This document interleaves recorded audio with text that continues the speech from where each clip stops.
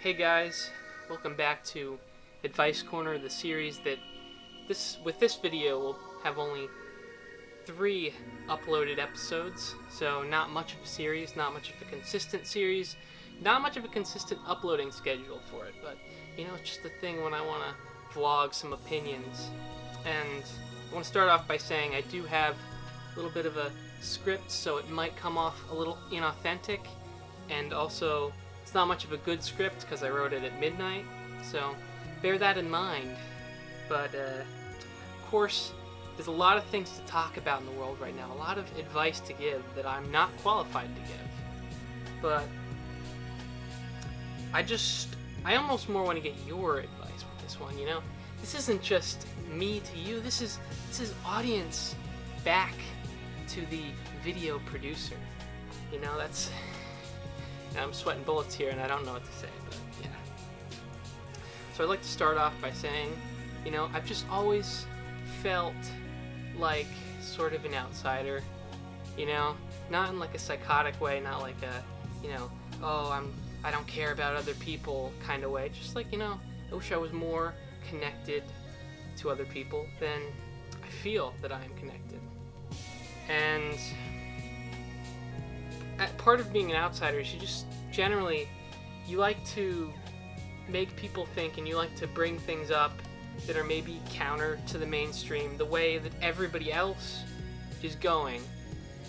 And right now, I feel like we're entering a time where it's not safe to be the outsider. It's not just that it's not safe in that you'll get people mad and that you won't have a lot of friends. It's unsafe in that you're risking your career, you're risking being allowed to participate in banking, in finances. There's all kinds of limitations that can be brought upon you just for trying to put out counter opinions, which normally counter opinions would be considered productive, but now they are not considered to be productive in any way. And thankfully, they're only trying to destroy people's livelihoods right now. They're not moving on to the next level of, killing people quite yet. I mean, it does happen, but it is still not accepted by our legal system, at least. That's what I'll say. Had to pause to collect what I was going to say next. I just want to say that with this, age of open debate coming to a close, I'm not going to, in this video, I'm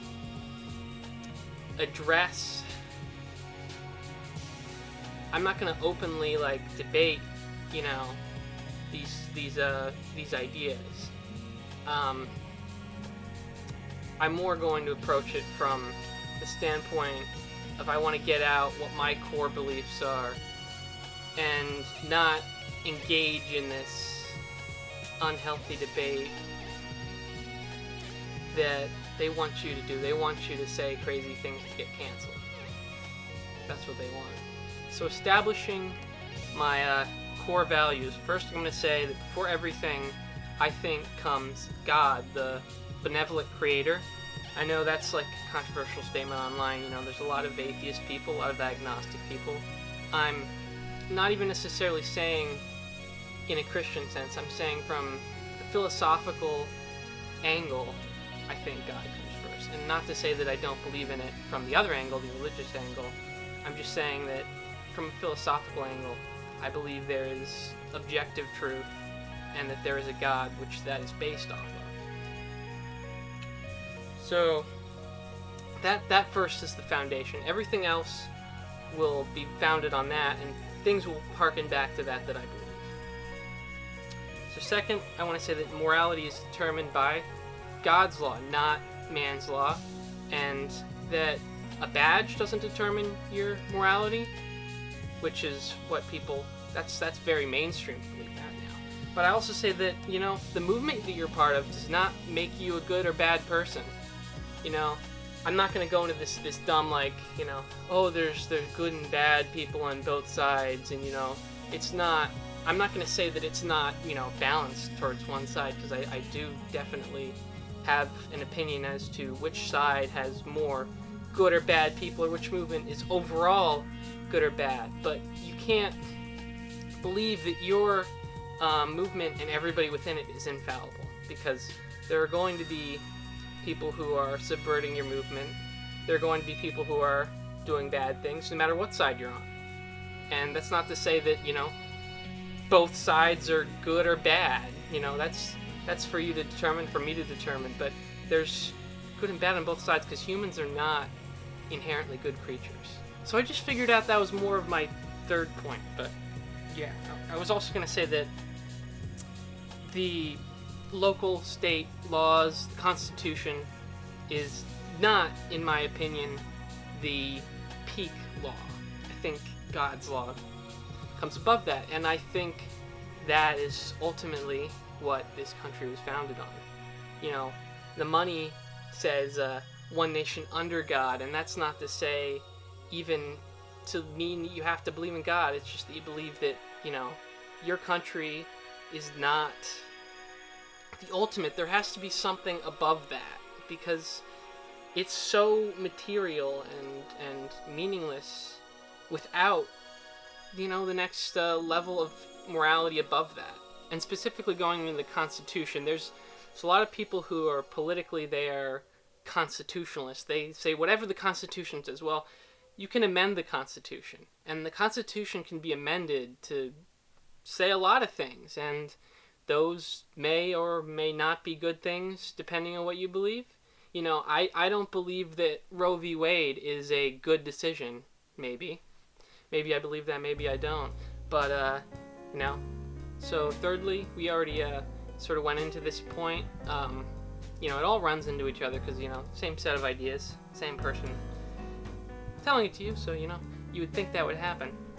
So yeah, third point. Wow, I shouldn't have preceded that with anything when I wasn't going to say anything until now. Yeah. So basically, my belief is that no one is inherently a good person, and the only thing that saves you, in my religious belief, is that that's the blood of Jesus. But nobody is a good person, and the original sin is the sin against God. There is no other original sin that you were born with, unlike what the news might tell you.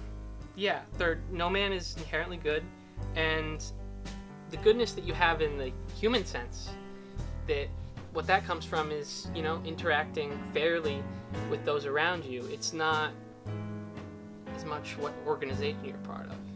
It's how you act is what defines you in the human sense.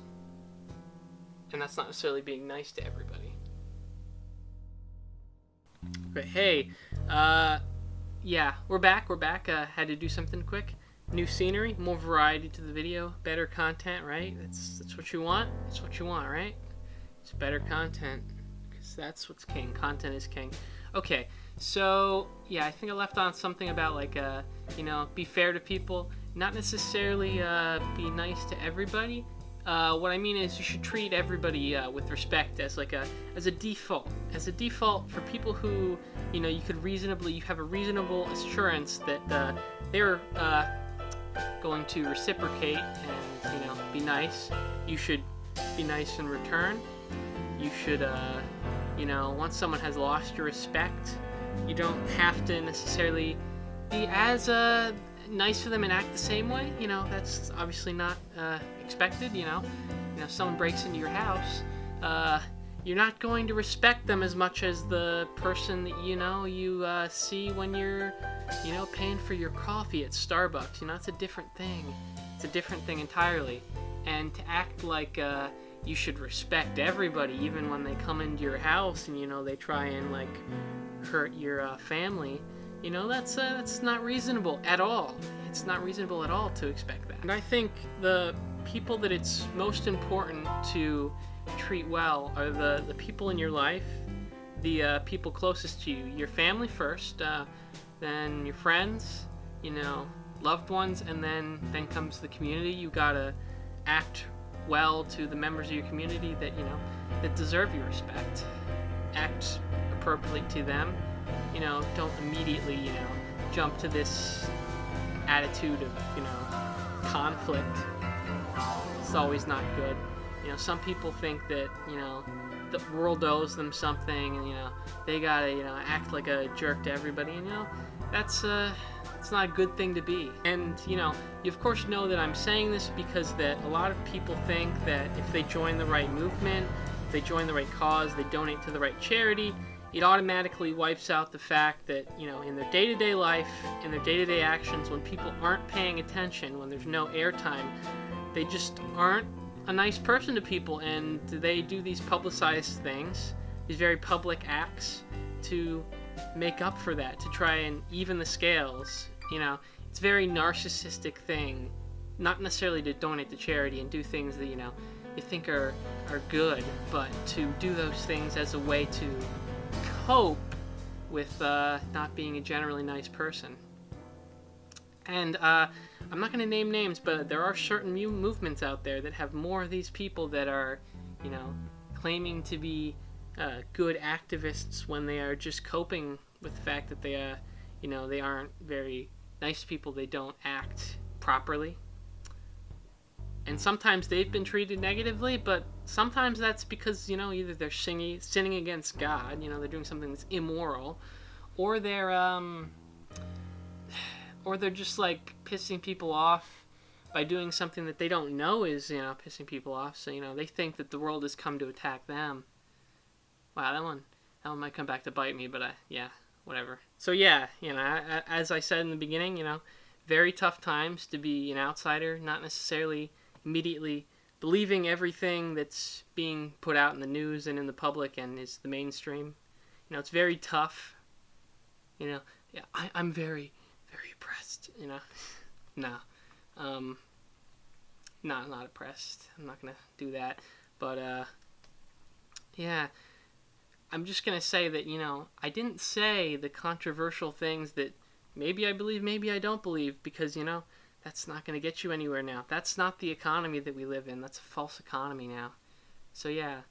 So, if I just continue to put up my core values, tell you what I believe, there's just certain things that I don't think I have to comment on, I don't have to tell you, because, you should already know.